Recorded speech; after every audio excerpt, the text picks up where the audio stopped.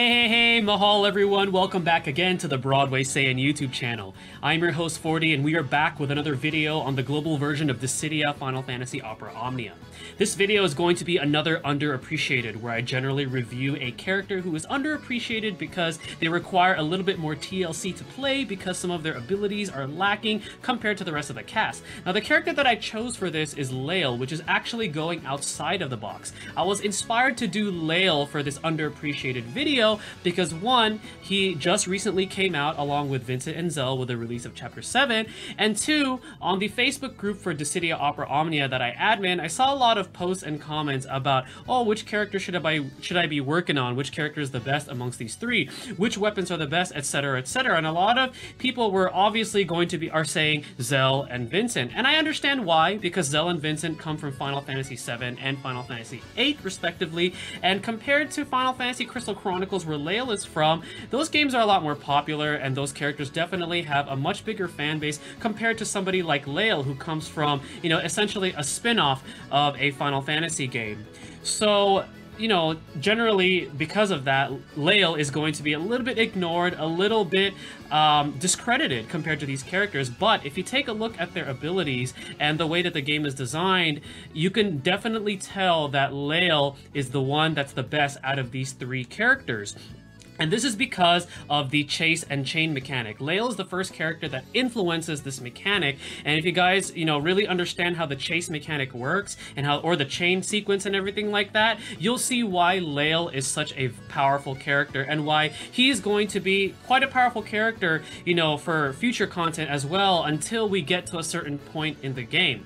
Now, before I get on, you know, with the rest of this video, I do want to give some shout outs to one, the dissidiadb.com website, because a lot of the information that I do for my videos I get from that website, so kudos to that website. I'm going to be leaving a link to that website in the video description as well as the pinned comment.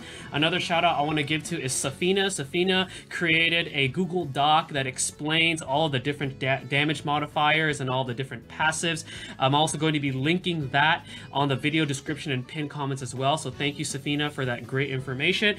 And I am going to be linking again the video that I made on the chase mechanic, and the information that I got from that video came from a Reddit user by the name of Slashman, who also goes by the name of Gyproc on the DFFOO Discord chat. So again, kudos to Gyproc. I'm going to be leaving a link to the video as well as the link to his Reddit post. So for those of you that want to understand how the chase mechanic works again, it's definitely a good read up and it'll make more sense as to why Layle is a lot more powerful, you know, than he looks. So anyways, let's go ahead and talk about Layle. So he's a magic support and he's a chase support. Very first character of our kind currently that's released, because he is, both of his abilities affect the chain/chase sequences. His speed tier, upon testing, I believe his speed tier is medium. Now, if he's faster or slower, let me know in the comment section below, but from play testing with different party compositions, he does seem to be fitting into the medium speed tier. His crystal affinity is yellow earth.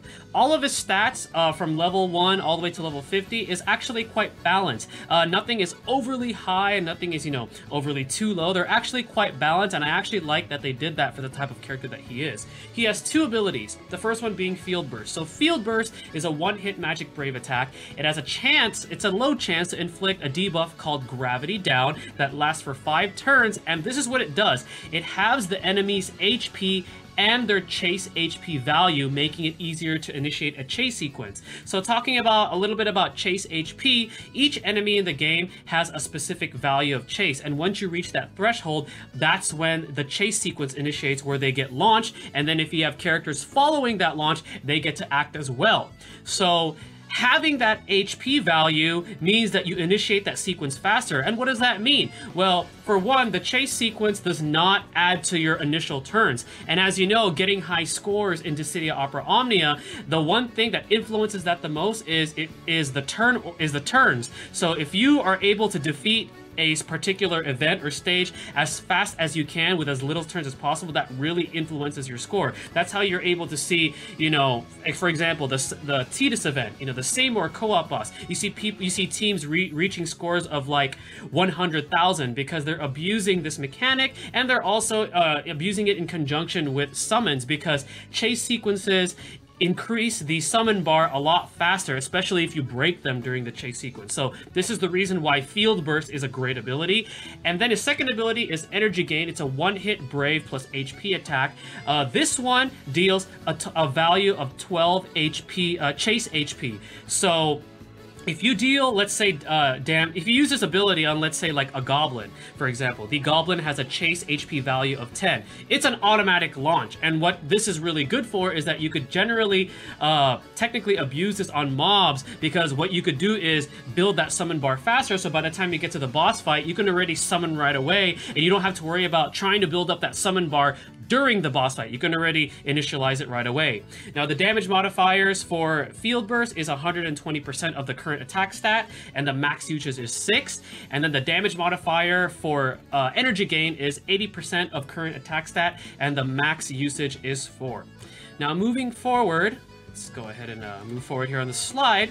We're going to go ahead and talk about the passives that Layle gets. So the first one is Field Burst Power Up.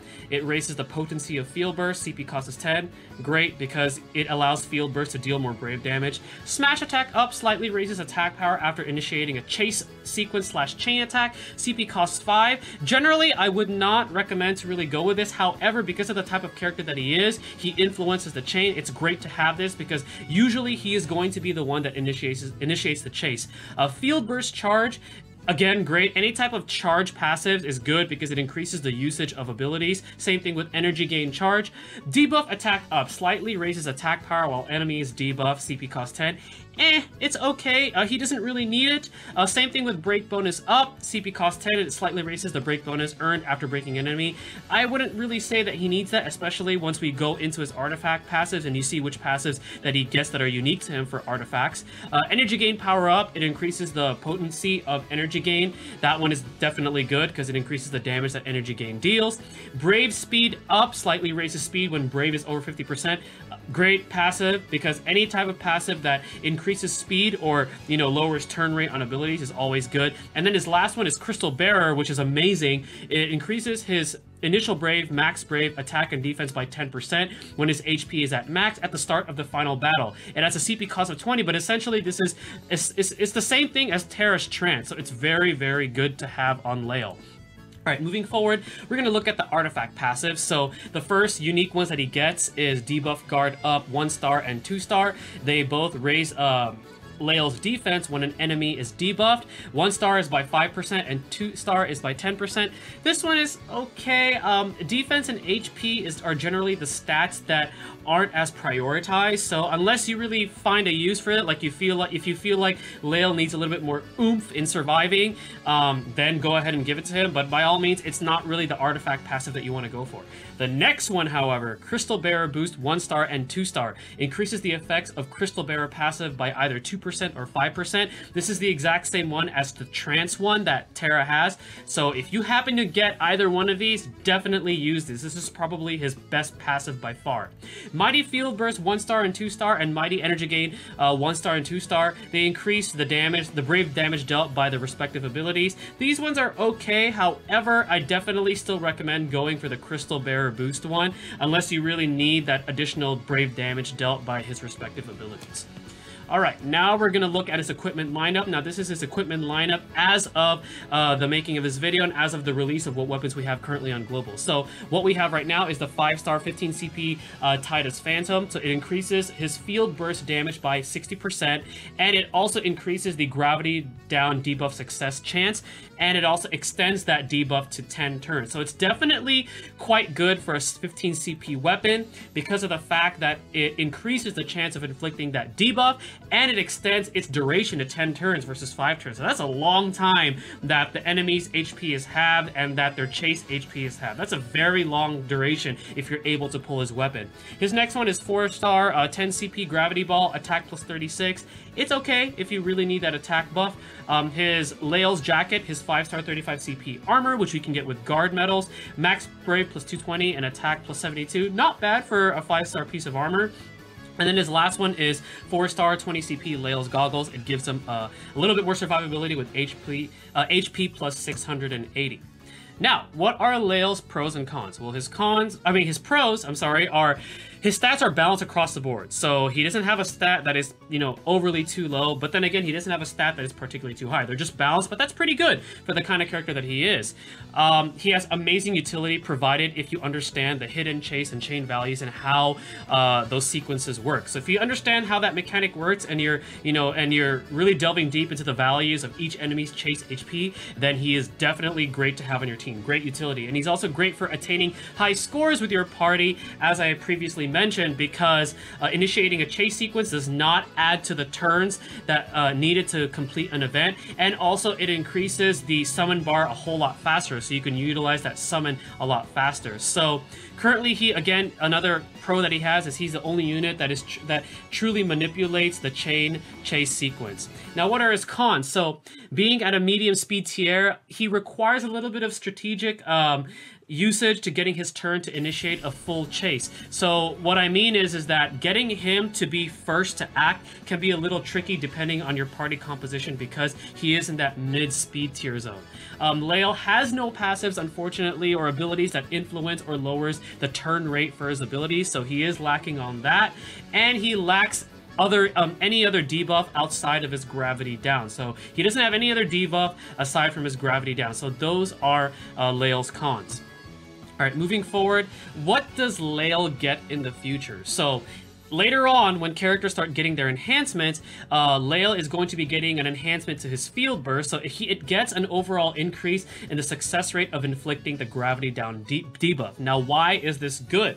So when he has this enhancement, and let's say you have his 15 CP weapon, if you have the passive from that, or if you have that equipped, that success rate is increased to 100%. That means after he gets this enhancement and you have that weapon equipped, when he uses his field burst, it's a 100% chance of inflicting the gravity down, meaning you get that guaranteed 10 turns of having their chase HP and their HP. So that means you're going to be seeing chase sequences, you know, all over the place when this comes out. His energy gains usage will also be increased by +1, and his energy gain will grant him a 3-turn 10% magic attack increase to himself, and also he will have access to his 5-star 35 CP weapon, which is called Passio Calinda later on. It'll increase the damage of his energy gain by 80%, and it grants it another +1 usage, and it will also grant all allies a 30% of Layle's max brave to their brave, and his magic attack self buff is going to be increased to 30% versus 10%, and it's extended to 6 turns.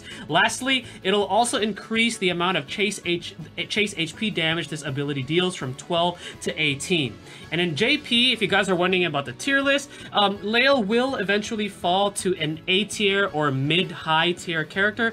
Reason being is once enhancements and the level 60 cap starts to roll around, teams are going to be focused on super high immediate burst damage. So a great example of that is Terra. When Terra gets her enhancements, she's going to be amazingly OP, and it's gonna bring Layle a little bit down on the tier list, but he's still going to be very usable should you want to build a party that abuses the chain mechanic and building up the summon bar really, really fast. Now, after the discussion on Layle for being an underappreciated character, let's go ahead and take a look at some gameplay to show you what I mean about how he influences the chain chase mechanic. Alright guys, we are back following the discussion of the underappreciated character Layle. So I am going to be showing you guys some gameplay in a battle from the World of Illusions artifact stages. I'm going to be taking a party that consists of, let me go ahead and load it here, it consists of Layle.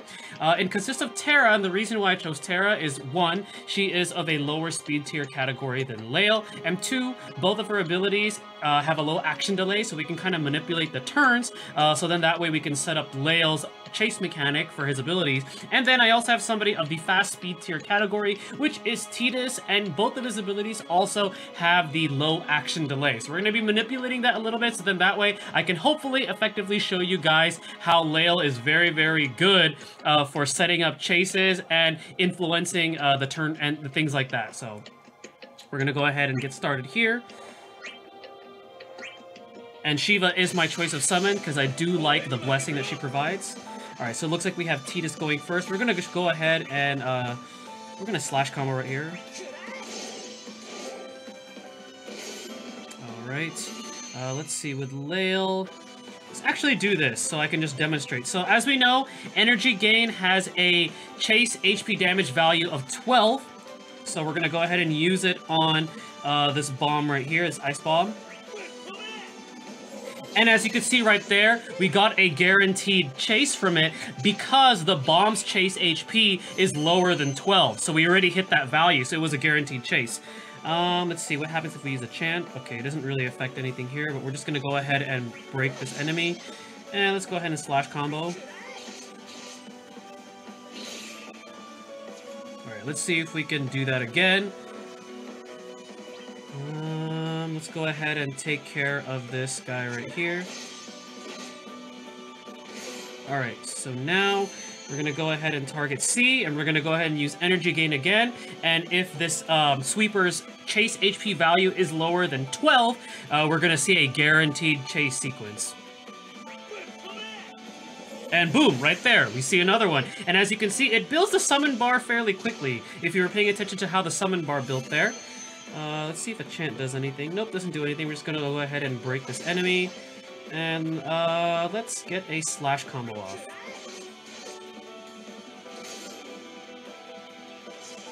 Alright, let's go ahead and break. Alright, we're going to go ahead and initiate another energy gain here. So we can build the bar. Nice, build the bar.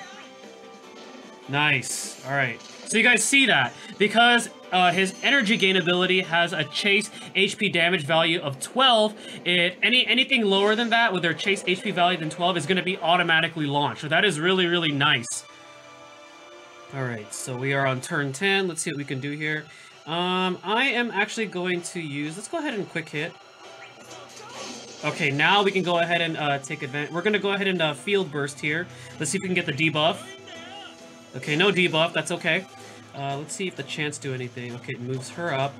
Let's go ahead and meteor chant. Okay, and we're going to go ahead and just slash combo.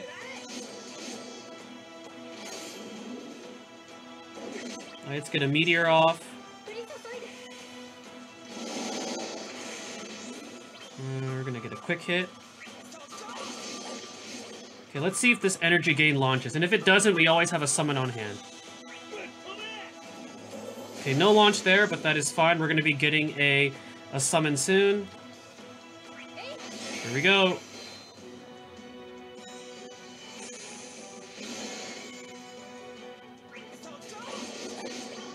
We're gonna field burst. No debuff, that's cool. Slash combo. His chase should be coming up because of that. There we go. See, as you can see right there, it went up. Alright, we're gonna HP attack. It's gonna launch. And finish.